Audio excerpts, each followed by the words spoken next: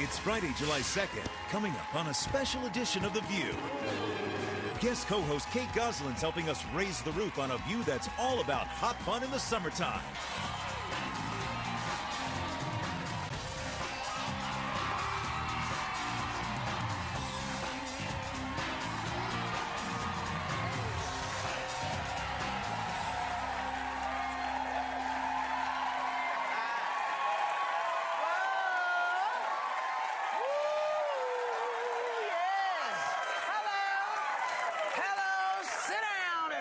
To The View. Joining us as special guest co-host today is Kate Gosselin. Kate, what the hell have you been up to?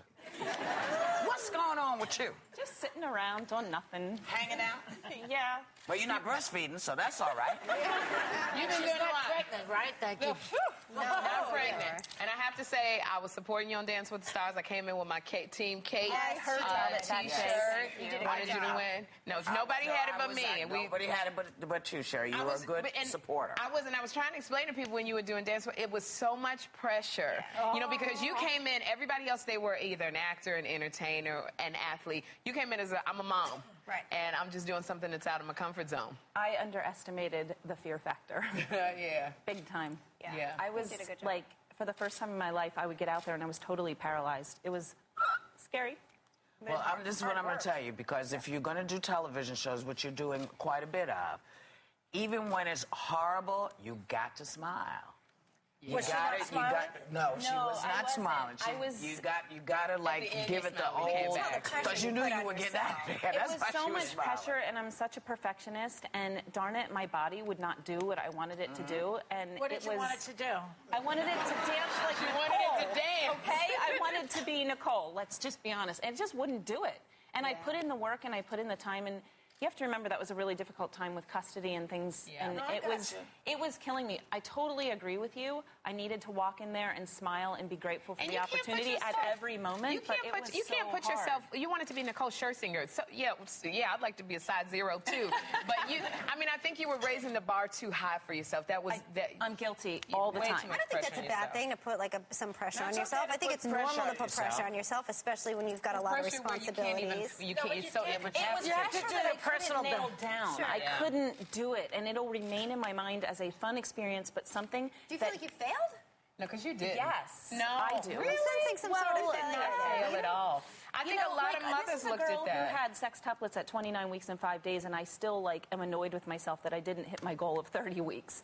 That's just that's me, and I can let it go. It's a small thing. Fine, they're healthy and lovely and perfect and beautiful and great, but. You inspired a lot of moms, Kate. You really did. You inspired a lot of mothers who you said, you know what, even if you fear and you're scared, go out there and do it anyway. And I'm assuming you're not going to go on. I'm assuming you're not going to go on so you think you can dance. Well, because I know I can't dance, so probably not. Well, you said you've been hearing a lot of rumors about yourself. You want to clear any of them up while we're here, just hanging? Plastic surgery. Do you have plastic surgery, Kate? Girls, come on. I do it every week. Don't we all? No, seriously. I mean, I've had a tummy tuck. We all know that. Okay. I feel like... How about boobs? Those are yours? How are they that perky? How is it so fascinating? Why do we have to write rumors now, so clear it up. I mean, my question... No, I mean, it's like I have Botox. I did answer. In your boobs? Did you say no? I did say no. I got a good bra. You didn't have Botox in your boobs. No. What just happened? No, that was one of... Let's go party part by body part here. Okay. Botox, absolutely not. Boobs, no. Tummy tuck, yes. We all know that. I run every day. I work out. I'm healthy. I want to look as good as I can look, because when you look good, you feel good, and when you feel good, you do. And what about the Bachelorette? Proper English. Is the Bachelorette or something like that? Are you going to be I'm not the next Bachelorette. No, I am a Bachelorette, but I'm not the next Bachelorette. All right, girl. Okay. Boy, I'm glad we cleared that all up. Yeah. It just flags you. Honestly, it's a lot more friendly rumors than, in the past. So I'm happier to talk about these because there's, On another note, a website lets guilty cheaters anonymously admit their infidelities. But let me ask you, if you ended an affair, would you still confess to your mate? You mean like a one-night stand didn't go anywhere, and almost like Sex in the City too, how she said, oh, it was just a kiss. Do I go and tell Mr. Big or that this is happening? Yeah, because the question is, would it rebuild trust or make things worse if you told them? My philosophy is don't ask, don't tell, and forget about it. That's my philosophy. Don't ask, don't tell, and forget about it. My thing Why is, would you put your marriage and your husband at risk like that by admitting something you know why? that's going to go away and it only hurts his it's feelings? going to go away, Joy? Because a lot of times if you don't admit it, there's no accountability. So it's a little bit easier to do it That's up to you to have your own moral compass after you've had the affair. Obviously, you don't have a moral compass if you had the affair. Honesty is the best policy. You can. All right, go ahead. What's the best policy? I'm saying honesty is the best policy. It does. I think it does. Like if there's problems, that's a sign of a problem, and there's problems. You've got to face them. Sometimes the problems go away, and there are children involved. What if it's a different woman every time? So each one-night affair, then it's just, oh, that's ended, so I don't have to tell them. Down on your mate, then make your mate a friend of yours. Don't keep them your mate. Yeah. Because you're going to hurt.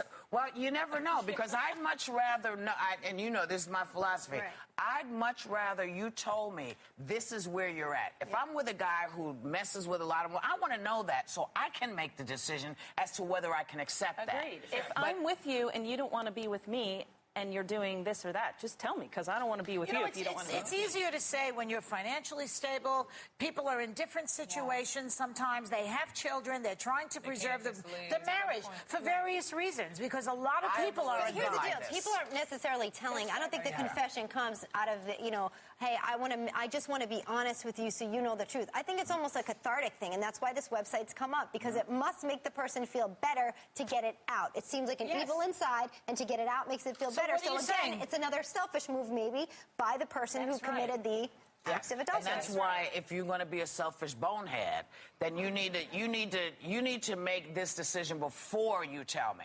I need to know if this is what your MO is. Now, but as long as I had an MO though. but sometimes they do. Like Elizabeth Edwards said, this is not the person that is out there now. That's not the person I married. Yeah, but she doesn't know that. She doesn't know who she married.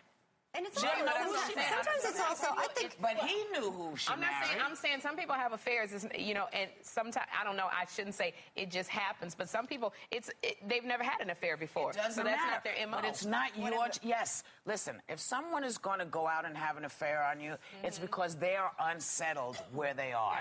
And they know if they're unsettled, and they need to say it. They need to say, I am unsettled, and this is where I'm at. Are you here with me? Can you be with me through this? And make the decision a mutual. Because if she says, no, I'm not with you, then you know. But what about before that step? What about before you get to the infidelity step? I also think that in terms of protecting your marriage and your environment, too, like, infidelity is a possibility, okay? Having an affair is always a possibility. Cheating on your spouse, always a possibility. What about making it a situation where, okay, I'm going to make this a great situation so my spouse doesn't end up feeling like sexually deprived? Sometimes you can make a situation as great as you want. It's still their choice if they want to go out and cheat. You can do everything you choose. But wait, listen to this. A woman who lost her sex drive after giving birth made a sex agreement with her husband. After, because it became an issue. He was like, come on. And she was like, What she did was she guaranteed... What you biting? She guaranteed him sex twice a week, whether she was into it or not. That's great. She said it worked. Yeah. So... You got her back into it, huh? It got her back into Some people need a schedule. Sometimes we get in this. We're in this world. Yeah, where you're taking the kids to class. You're doing this. You got to do this, and sometimes you tend to take the relationship for granted. I don't think it cuts down on the spontaneity, but sometimes you just got to calendar it and say we're going to get together on Tuesday and Thursday. Tease it a little bit, because here's what happens. Like, I think everybody wakes up with the notion, like, it's going to be a great day, and at the end of the day, ideally, I'm going to be with my husband in bed, right? But then all of a sudden, you're tired. There's a little laundry. The kids woke up. So if you sort of tease it, you make a daily obligation that I'm going to see you later, and then you maybe do. This lady found she like, now you got 8 kids. I think it sounds kinky. It's like you have a contract with that. Isn't on my calendar anymore. But that's what I'm saying. No, when you and John had your 8 kids, did you guys calendar it? Because you had a lot of work. I mean, not literally, but practically, probably, yeah. I think Well, what about this?